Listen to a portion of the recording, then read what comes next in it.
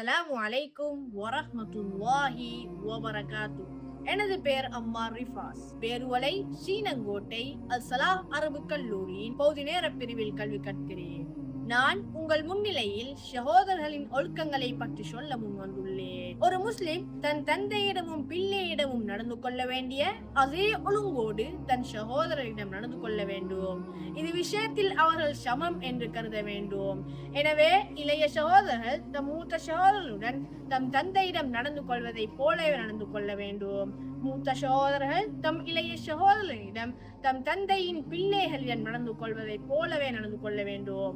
அவர்களுக்குரிய உரிமைகள், கடமைகள், ஒழுக்கங்கள் ஆகிய எல்லா விஷயத்திலும் இவ்வாறு நடந்து கொள்ள வேண்டும்.